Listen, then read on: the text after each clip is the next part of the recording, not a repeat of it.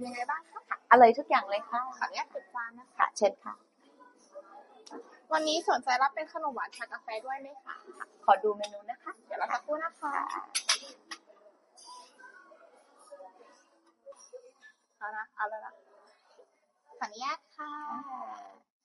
วันนี้ขอแนะนำเป็นเมนูช็อกโกแลตลาวาเค้กนะคะเมนูนี้เสิร์ฟคู่กับไอศครีมวานิลาค่ะ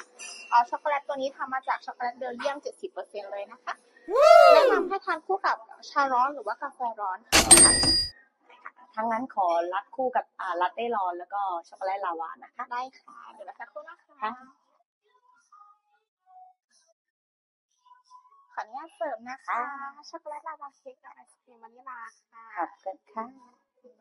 ฮอตลาเต้ค่ะ